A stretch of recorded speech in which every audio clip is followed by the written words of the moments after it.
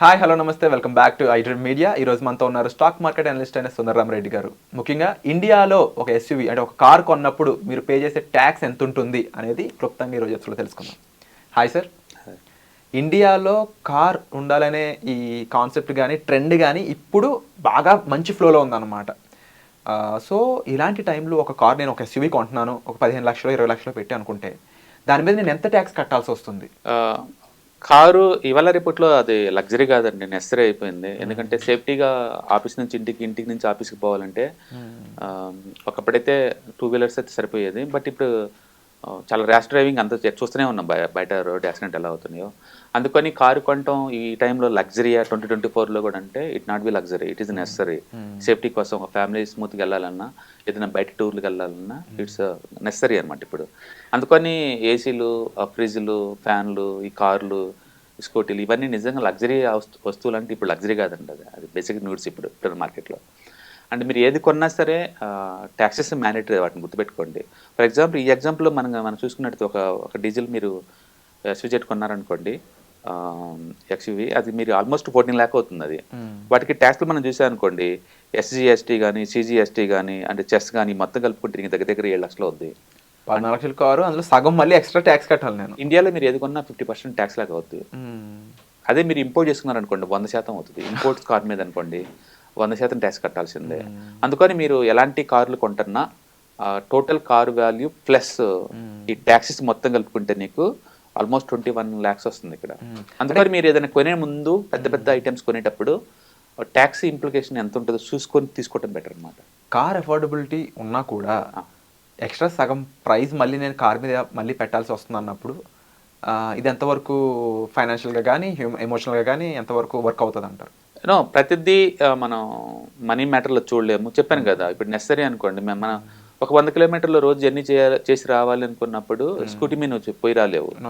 5 kilometers అనుకుంటే Ola Uber ఉన్నాయి కాబట్టి నువ్వు వాడుకుంటావు. అందుకని ఓలా ఓబర్ ర్యాపిడో ఉన్న ఈ రోజుల్లో కూడా ఇంకా కారు కొంటున్నారు అంటే బహుశా వాళ్ళకి నెసరీ అయి ఉండొచ్చు. ఓకే, నెసరీ అన్నప్పుడు తప్పదు, ఇంకా ఆ రేట్ ఇలా ఉంటాయి కాబట్టి. ఓకే, అంటే బెస్ట్ థింగ్ ఏంటంటే ఒక 4-5 నెలల క్రితం 4-5 సంవత్సరాల ముందే ప్లాన్ చేసుకున్నారు అనుకోండి, ఏదైనా మ్యూచువల్ ఫండ్ అలాంటి వాటిలో ఒక 5 lakh పడేసాం అనుకోండి, అవి గ్రో అయిన తర్వాత వాటిని ఎస్డబ్ల్యూపీగా పెట్టేసేసి ఇలాంటి వాటిని ఈఎంఐలా పెట్టుకుని కొనుక్కోవచ్చు అనమాట, తప్పేం లేదు. ట్యాక్స్లు అనేది అది కోర్ ప్రొడక్ట్లో కలిపే ఉంటుందండి, దాన్ని విడిగా చూడమాకండి. అంటే మీరు 4 వెళ్ళి హోటల్లో భోజనం చేశారనుకోండి, 4 కాదు అక్కడ ఉంది 5 అనమాట. ఆ కనిపించినోడు గవర్నమెంట్ వాడు భోజనానికి రాలేదు కాబట్టి వాళ్ళ వాటా నువ్వు జిఎస్టీ రూపంలో కట్టాలి. అంటే దీని గురించి ఆల్రెడీ సోషల్ మీడియాలో కానీ కొన్ని కాన్ఫరెన్స్ లో ఒక మాట వస్తుంది, స్లీపింగ్ పార్ట్నర్.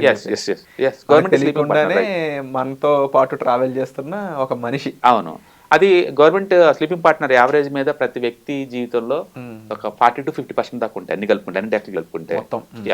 ఫర్ ఎగ్జాంపుల్ ఇప్పుడు కంపెనీ పాయింట్ ఆఫ్ మనం చూసాం అనుకోండి, రిలయన్స్ ఉందనుకోండి, సంవత్సరానికి ఆల్మోస్ట్ ఒక 70,000 కోట్లు సంపాదిస్తుంది.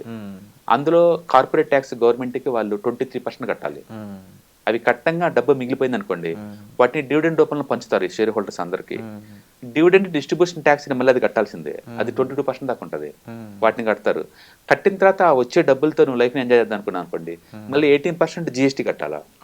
అంటే అక్కడ కంపెనీ వాళ్ళకి కార్పొరేట్ ట్యాక్స్ కడుతున్నారు, డివిడెండ్ వచ్చినందుకు నువ్వు ఇన్కమ్ డివిడెండ్ డిస్ట్రిబ్యూషన్ ట్యాక్స్ కడుతున్నావు, ప్లస్ ఆ వచ్చిన డబ్బులు నువ్వు ఏదైనా ఎంజాయ్ చేద్దాం అనుకుంటే మళ్ళీ జిఎస్టీ కట్టాల్సిందే. అందుకని డిఫరెంట్ స్టేజ్ల్లో ట్యాక్స్లు అనేది మామూలు విషయం అనమాట. నువ్వు వద్దనుకుంటే ఫైనాన్స్ కూర్చుండి అంతే. అందుకని ట్యాక్స్లు అనేది కోర్ కాన్సెప్ట్. ఈవెన్ హౌస్ కూడా ఒక 1 crore హౌస్ అనుకున్నాం అనుకోండి, పేరుకి అది 1 crore అండి, దాన్ని మెయింటెనెన్స్ అండ్ పార్కింగ్ ఫీజులు అసలు అమ్యూనిటీస్ అని చెప్పేసి వాడు 10 రకాల అమ్యూనిటీస్ మొత్తం కలిపి ఒక ప్యాక్ లాగా 10 లక్షలు వేస్తాను నీ మీద. ప్లస్ గవర్నమెంట్కి రిజిస్ట్రేషన్కి వెళ్తాం కాబట్టి అక్కడ ఒక 10 లక్షలు ఉంటుంది, 20 లక్షలు.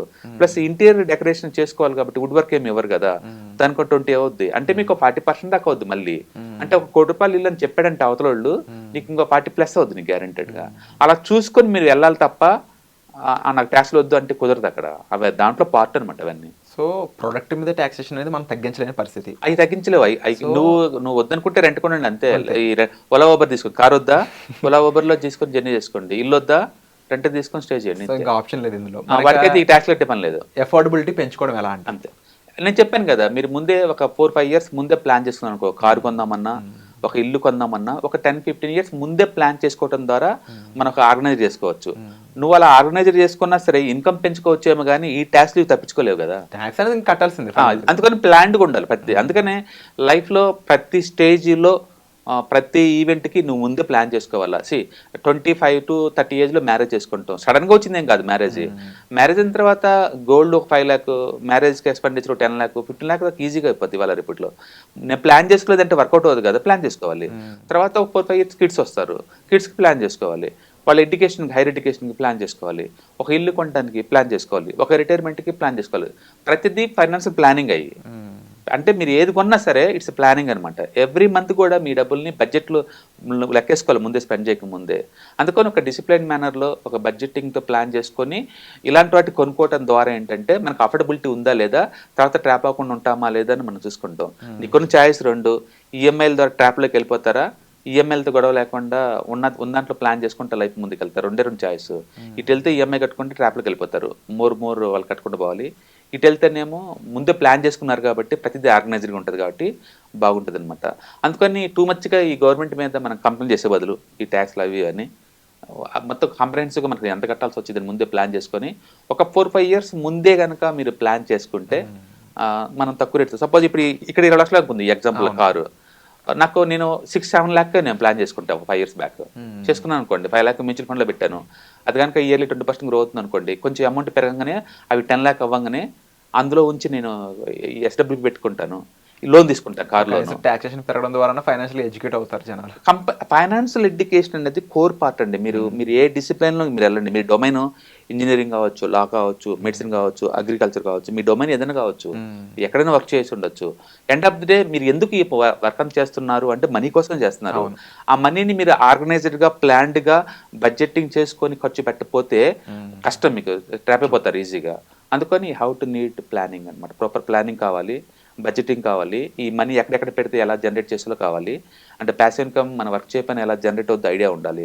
అందుకని ఫైనాన్షియల్ లిటరసీ పెంచుకొని, ఇన్కమ్ పెంచుకొని వాటిని జాగ్రత్తగా ప్లాన్ చేసుకోవటం ద్వారా ఎలాంటి వస్తువులను కొనుక్కోవచ్చు పెయిన్ తక్కువతో అంటుంది అది. బట్ కరెంట్ రియాలిటీ ఎలా వర్క్ అవుతుంది అనేది మాకు తెలియజేస్తుంది కూడా. Thank you so much. Right. Hi. ప్రస్తుతం ఉన్న ప్రపంచంలో ఫైనాన్షియల్ లిటరసీ అనేది ఎంత ఇంపార్టెంటో అందరికీ ఇప్పటికే అర్థమై ఉంటుందండి. సో స్టాక్ మార్కెట్కి వచ్చేసరికల్లా ఇది చాలా అప్ అండ్ డౌన్స్ అవుతూ ఉంటాయి. మార్కెట్ చాలా వాలటిలిటీ ఎక్కువ ఉంటుంది. వేరే అసెట్ క్లాస్తో పోల్చుకుంటే ఇక్కడ టూ మచ్ వాలటిలిటీ ఉంటుంది. సో దీన్ని ఎలా హ్యాండిల్ చేయాలి, and ETFs, index funds, mutual funds ద్వారా ఎలా మనీ మేక్ చేసుకోవచ్చు, ఇది టోటల్ మీకు ప్యాసివ్ ఇన్కమ్ లాగా as well as active income లాగా ఎలా ఉపయోగపడుతుందో ఈ ప్రోగ్రామ్ ద్వారా మీకు నేర్పడుతుంది. కాబట్టి ఇంట్రెస్ట్ ఉన్న పార్టిసిపెంట్స్ ఈ కింద రోల్ అవుతున్న నెంబర్కి పింగ్ చేసుకొని సీట్స్ బుక్ చేసుకోండి. Thank you.